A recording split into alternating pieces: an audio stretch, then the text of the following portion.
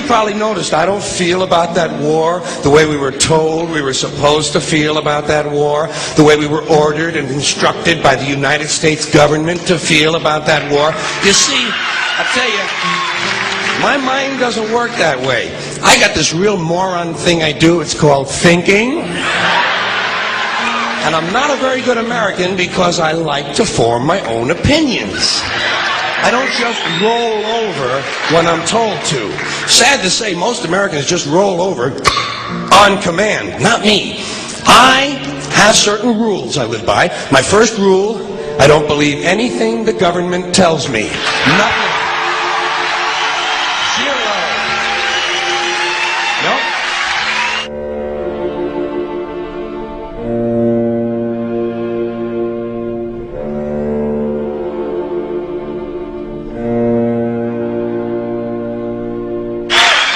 And I don't take very seriously the media or the press in this country, who in the case of the Persian Gulf War were nothing more than unpaid employees of the Department of Defense, and who most of the time function as kind of an unofficial public relations agency for the United States government. So I don't listen to them. I don't really believe in my country. And I gotta tell you folks, I don't get all choked up about yellow ribbons and American flags. Now, to balance the scale, I'd like to talk about some things that bring us together. Things that point out our similarities instead of our differences. Because that's all you ever hear about in this country is our differences. That's all the media and the politicians are ever talking about, the things that separate us, things that make us different from one another. That's the way the ruling class operates in any society. They try to divide the rest of the people. They keep the lower and the middle classes fighting with each other so that they, the rich, can run off with all the fucking money. Fairly simple thing, happens to work. You know, anything different, that's what they're going to talk about. Race, religion, ethnic and national background, jobs, income, education, social status, sexuality, anything you can do, keep us fighting with each other so that they can keep going to the bank. You know how I describe the economic and social classes in this country? The upper class keeps all of the money, pays none of the taxes. The middle class pays all of the taxes, does all of the work. The poor are there just to scare the shit out of the middle class. Keep them showing up at those jobs. Politicians know that word. They use it on you. Politicians have traditionally hidden behind three things: the flag, the Bible, and children. No child left behind. No child left behind. Oh, really? Well, it wasn't long ago you were talking about giving kids a head start. Head start? Left behind? Someone's losing fucking ground here. But there's a reason. There's a reason. There's a reason for this. There's a reason education sucks, and it's the same reason that it will never, ever, ever be fixed. It's never going to get any better. Don't look for it. Be happy with what you got. Because the owners of this country don't want that. I'm talking about the real owners now. The big, the wealthy, the real owners, the big wealthy business interests that control things and make all the important decisions. Forget the politicians. They're irrelevant. The politicians are put there to give you the idea that you have freedom of choice. You don't. You have no choice. You have owners. They own you. They own everything. They own all the important land. They own and control the corporations. They've long since bought and paid for the Senate, the Congress, the state houses, the city halls. They got the judges in their back pockets, and they own all the big all the big media companies. So they control just about all of the news and information you get to hear. They got you by the balls. They spend billions of dollars every year lobbying to get what they want. Well, we know what they want. They want more for themselves and less for everybody else. But I'll tell you what they don't want.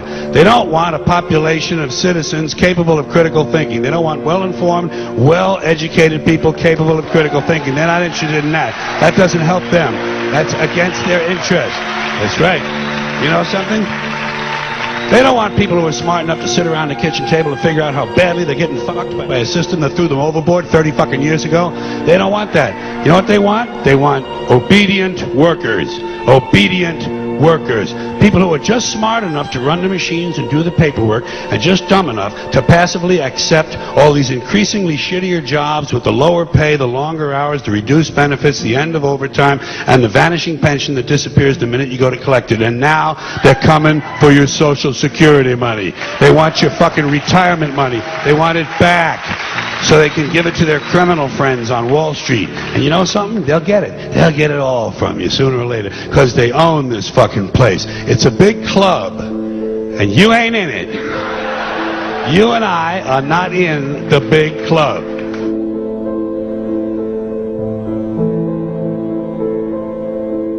The greatest form of control is where you think you're free when you're being fundamentally manipulated and dictated to. One form of dictatorship is being in a prison cell and you can see the bars and touch them. The other one is sitting in a prison cell but you can't see the bar, you think you're free. What the human race is suffering from is mass hypnosis. We are being hypnotized by people like this. Newsreaders, politicians, teachers, lecturers. We are in a country and in a world that is being run by unbelievably sick people. The chasm between what we're told is going on and what is really going on is absolutely enormous. The greatest hypnotist on planet Earth is a oblong box in the corner of the room. It is constantly telling us what to believe is real. Historically, the control and manipulation of political opinion has been the Freemasons' main weapon in gaining control of countries and states. Once in control of the rulers and politicians of a country, laws and political structures could be changed in accordance with their agenda.